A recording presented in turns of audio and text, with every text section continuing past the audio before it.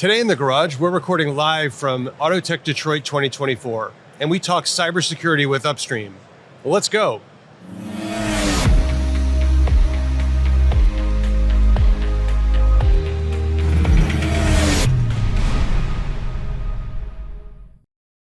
Welcome to the garage. I'm John Heinlein, Chief Marketing Officer from Sonatus.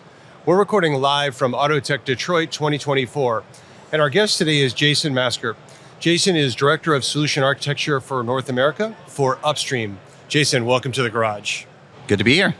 We always like to get to know our guests at the beginning. Tell us a little bit about you and your background. So my background is in solution architectures and technology, so very deep background with technical solutions, data, and also cybersecurity consulting. And where were you before Upstream as well? You've had a great background. Yeah, I spent just prior to Upstream, I was spending about 2 years pretty exclusively focused on the Fortune 1000. So about 850 accounts. We were very close to building solutions. So in that role, I was executive leadership. I also had field CTO role, and I incubated a data intelligence team to come in and tackle some of these data projects. Fantastic. And where are you based out of? I'm based out of Metro Detroit, up in Rochester Hills. So cool. Very happy to be here at Autotech. Yeah, we were glad to be able to catch you while we're in town. Yeah. So we always like to get to know our guests, and we always ask them to tell us a fun fact, something interesting about them. Tell us something interesting about you. So fun fact, my go-to is really just because it's probably a little unique for the technology industry that I used to have 16 goats on a small 16 goats on a small RV phone, primarily milk goats. My daughter had a health issue where she needed the fresh goat's milk, and we just made a family project of it. So. That's fantastic. So many of our neighbors, like, you can have chickens. You can have like 2 chickens in San Jose where I don't have chickens. I can't touch your goat story. That's an incredible story. I do love to grow fresh tomatoes. So I have some, most years, really amazing tomato plants. This year, I'm not sure how that's going to go, but so we can have amazing tomatoes in the summer. And there's nothing like a fresh tomato that's been picked 5 minutes ago. Nice. Yeah, that's great.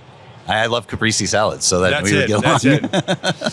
So Upstream just released a report on cybersecurity. And I wonder if you can share with us some of the kind of scary conclusions you find in your analysis. Yeah, so the cyber report, we've been doing it since 2019. It gets opens up a lot of discussion in the industry. We get kind of asked to do executive briefings and things on that all the time. And what's very interesting this year is we're socializing what we see as this inflection point. So early on, we're seeing a lot of research activity as vehicles, are getting more smart, as smart mobility is kind of coming along. People are, knocking on their doors, interested in things. What we saw this year is that, 50% of publicly reported incidents had the potential to impact, many vehicles versus a single vehicle. So we're talking about thousands, or in some cases even millions of vehicles. And this is a huge swing. So in the years prior, 2021, 2022, that was only 20%. So we're looking into that. We're looking at 95% of incidents are carried out remotely, with 85% having a extreme remote. We're talking like cross-continent remote. We're seeing that 64 of incidents now are by black hats. We're seeing, we also have a cyber threat, so we're monitoring like deep and dark web activity. That activity is up 150%, just the chatter and kind of activity around hacking and fuzzing this mobility space. So I guess the message is that this is accelerating, and the impact of the challenge is dramatically increasing. So we need to be matching that, right, with our activities. Well, that's incredible. So if that hasn't scared the hell out of you, I don't know what will. I think these cyber threats are only increasing. I think it's a perfect opportunity for them to introduce Upstream and talk about what you do as a company to try to help mitigate some of these threats. Yeah, so Upstream has been around since 2019, and we have 3 primary, like our go-to-market around product offerings. The flagship is a cybersecurity platform for mobility, where we're monitoring now over 25 million connected vehicles for our customers, and this is to be looking real time, analyzing the telemetry, the API calls on the back end, and sort of everything that's part of this ecosystem and doing the correlation. It's the only way we understand these events and things are related. So that's about what's happening today. If I'm under attack today, I need to be alerted. I need to take action, and then to get ahead of it, we also have a cyber threat intelligence product. It's very catered, especially to mobility, where we have a lot of vendors, we have a lot of technologies we're bringing together into one product. And this is about collecting S-bombs, H-bombs, really understanding at a component level what's involved, so that you can better monitor, the CVE feeds, the vulnerability feeds, and know what is the impact to you and your product, and how can we get ahead of it. With that, we're also monitoring threat actors. We're monitoring the deep and dark web, to also look at things like sentiment, fraud and theft and that type of thing. And so that you can see the progression of, okay, now I know this vulnerability is impacting me, and I need to get more urgent when I know that not only is that vulnerability out there and I know it impacts, but now other people know it impacts my product, and now they're targeting my product. And so it adds to the urgency, right? But yeah, that lets us kind of get ahead and maybe prevent things before our cybersecurity product is detecting an all-out attack, right? That's fantastic. The other offering is really, we take this expertise in the mobility domain, and we provide what we call VSOC, or Vehicle Security Operations Center services. So we do this in a build, operate, transfer, often for larger customers that have their own SOCs. For customers of the cyber platform, we'll do that as an escalation, as a level 2, 3, or we can do it completely as a managed service where that's needed. To bring really that mobility domain expertise is not the typical IT SOC skill sets. It's a little different, right? So to try to round that up and help with the playbooks to be effective as an organization. That's fantastic, because I think in so many of these areas that we talk about, car makers, automakers are needing to bring in disciplines, like in this case, cybersecurity, that may be not native to them, but maybe they may have some operational expertise that's close to their fleets, for example. But when it comes to these threats, it's probably not their skill set. So bringing in partners like you can be helpful. Yeah, and a lot of times we're helping with those motions. How do we bring product and cyber closer together and make it more of a working relationship, right? Because at the end of the day, it's we're developing a capability, an organizational capability. So similar to an organizational capability changed a great deal for the auto space, right? When we started to build the smart cars, and we need this new capability of the higher tech things with the vehicles. We also need a capability and a proficiency at doing that securely, right? What's your perspective on the OEM landscape? And I don't want to name names here, but just generally speaking, are you feeling like OEMs kind of get it? They get this threats, and how uniformly do you see them rallying to make the kind of needed improvements, such as your products? So it's interesting. We've actually tried to break that down. We talked to we talked to all the largest autos. We have also very small ones, we're startup auto manufacturers, right? And we looked at this from, you can look at it as organization size, in terms of people, in terms of money. You can look at it as fleet size, in terms of how many vehicles do they actually have on the road. And what's interesting is there's not really one of those that predicts their security proficiency, because we find them all different sizes and all different postures. And I think if we think about it from that, we're developing ultimately a capability. We're certainly happy to bring the tooling to help with that, but we're also developing an organizational efficiency at doing it, right? How are we shifting left in these APIs and things that we're developing? And we want to do that in a secure fashion. To do that, you need a great relationship between cyber and saying, hey, we missed some things. We need to get this into the cycles, right? In order to accomplish that. So it takes time. I wouldn't be discouraged. You just have to start. And it's something that gets better with time, just like we did with the technology itself with the smart cars. So it sounds like you're saying there's a spectrum from some that are really leaning into this and others that are still ramping up, I guess. Yeah, it gets driven from different. So as an example, overseas, we saw in the past couple of years a lot of this driven by compliance. The UN and ISO and these the EU have. You need to be compliant with these security requirements. Right. Domestically in the U.S., we don't have that so much driven by compliance, but there's an awareness of it and awareness that it may be coming. but some of them are driven more incident driven, we put this great API out there, this great capability with an app, and now we're having some troubles with it because people are misusing it.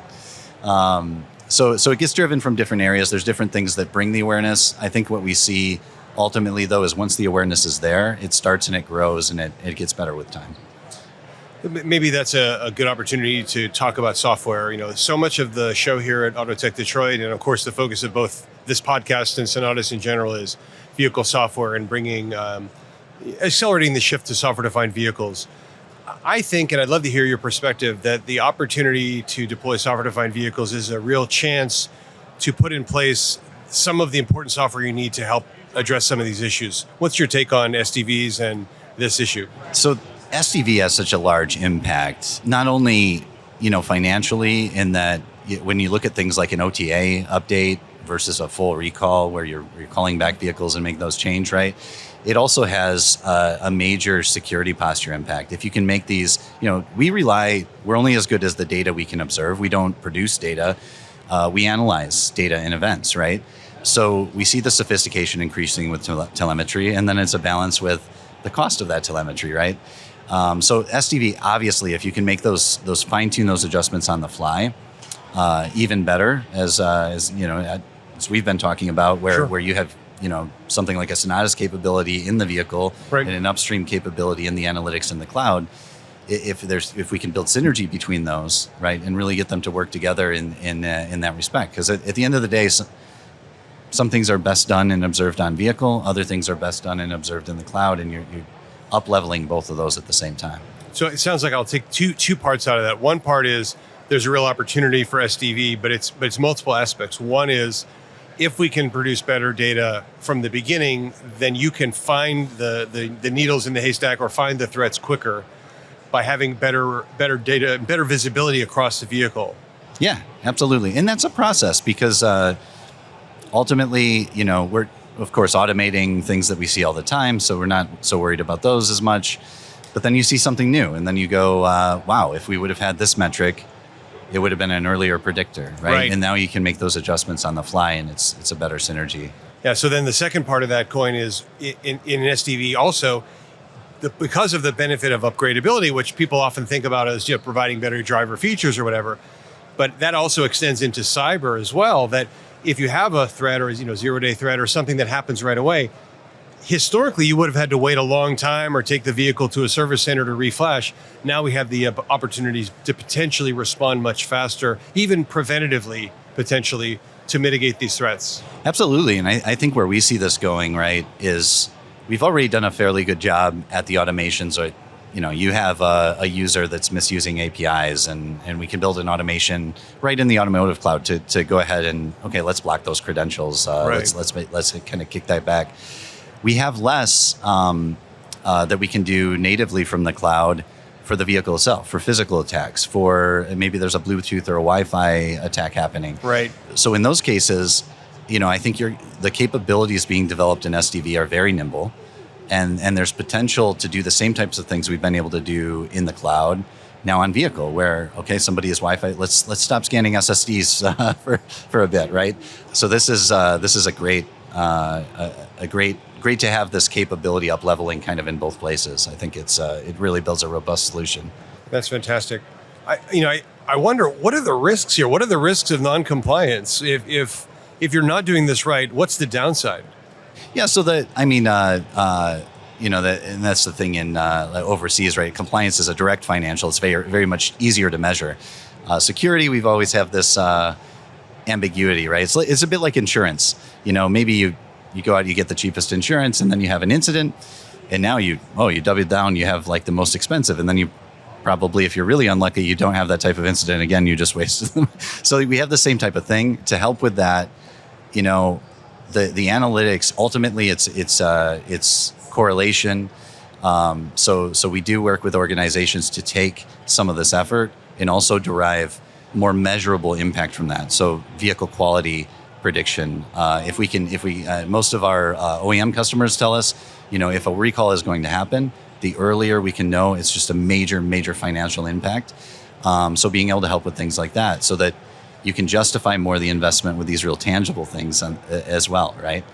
So we look for other ways to kind of help with that. But obviously, things like the inflection point when you see that this is, you have to say, wow, what is the reputation impact of this kind of a hit? You definitely have to think about your customers and customer confidence, really, because there were a number of famous threats in the past few years where, I'm not going to name names, but various different vehicles were hacked. And I think it causes consumers pause a little bit. So, well, maybe is that a safe vehicle for me? And I think there's a point at which it could impact buying behavior. Yeah. I've actually on the side, individuals, I've have different reactions to becoming aware of these things, and definitely have said man, can I get a car with just like a transistor radio? I don't need it to be smart. I'm being tracked, and I'm being, maybe somebody's going to drive me off the. There's a fear that kind of comes out. We've got the media and entertainment also, kind of amplifies this thing. We see like Netflix in some creative scenarios, and they're dramatizing the downside. It's not like that. It's not like you see in the movies, but I think it is interesting because I don't think the average person is not going to go back to an old style radio, but rather and I had a guest on the podcast earlier this week who was saying, ironically, software-defined vehicles, you say, oh my God, it's so scary. There's so much software. It's such a threat. It's like, no, there's software in the vehicle already. Yeah. And it's not protected. So actually the software-defined vehicles can be the safer ones because we can actually find the threats quicker. We can then potentially mitigate the threats. So I'm hoping we can change the perspective on this too, and people's thinking that it's the right direction, not the wrong direction. Absolutely, it's a process, and it's a maturity, and it's nothing that we haven't seen across other technology or areas, right? Where there was a time when ordering something online was very scary, right? And I think we're all pretty comfortable with that these days. So it takes time. It takes some discipline and attention, but we're all here to help, and I think this capability gets better with time. So because you're really behind the scenes and seeing how these threats evolve, I wonder if you could share with us some of the examples you've seen of some of the threats you guys have found. Yeah, so that's those are always interesting, right? So some of these come up, and it's obviously very interesting when there hasn't been this kind of perspective or insight to the correlations before. But we've definitely seen and been able to stop. Obviously, the researchers, we see that, and it's like, hi, Sam Curry, there he is again, and can detect that. But we have said somewhere we're preventing these types of attacks to get control of multiple vehicles. And we recently had with our threat intelligence, an OEM ask us, can you figure out how we really have no idea how they're offering this on the dark web. Like, how they're saying, I can sell you full access to the infotainment and all this stuff. Like, how are they doing it? And when we engaged and sort of observed while we were engaging and doing this to a vehicle at their request, again, we're not hacking them for fun. We observed, that this was actually coming from the inside. That somebody on the inside is making some money on the side. There's a diagnostic token they can generate with the system, and you see it happen, and then you see that exact token get shared, and that's incredible. So you're kind of engaging the threats, almost like engaging and saying, hey, how's this happening, and watch the process transpire. Yeah, live. So sometimes you've got to investigate. That's the way you've got to do it, right? So there's been other examples of attacks where we actually were able to identify that somebody was able to do an injection because they found out the vehicle was constantly scanning SSIDs. So they were able to actually accomplish an injection attack with an SSID that was just by setting the SSID to something that was an injection, right? But we were able to see that based on telemetry sent up from the vehicle. Very interesting. So these wireless connections, while they bring huge benefits, also can be a source of risk. Yeah, absolutely. And even, I guess what's even scarier about that is there can be a large gap in the time it's happening until you know it's happening. Right. So because we're watching this telemetry and we're correlating things that look suspicious, kind of right away, but who knows how far and wide that kind of thing could spread before you're aware. That's one of the reasons we care so much, and one of our claims to fame is really fine-grained data visibility into vehicles, and we're able to probe things that are much deeper than had been previously possible, and we can also adapt the data analysis very quickly, because you might ask a question, a proverbial data question of a vehicle, and realize actually I need to ask another question. Well, if that time constant to change that question is very long, that's problematic. But we can change that question in in minutes or hours. That can give a really fast cycle of learning when these threats are rapidly developing. Absolutely, and not to kind of pound in the inflection point, but that's exactly the time is more critical now, right? So I think that being able to up level this is just super critical to being in a good posture for all of it. Well, Jason, aside from the fact that you've scared the hell out of us, I've otherwise really enjoyed the conversation. I'm really grateful for you coming to visit with us here at the show. Thanks so much. Yeah, absolutely. Glad we could connect and do this, and it's been a great conversation. Thanks. If you're liking what you're seeing on The Garage, please like and subscribe to the episode to hear more from Autotech Detroit and from our season back at our home garage. We look forward to seeing you again in another episode of The Garage very soon.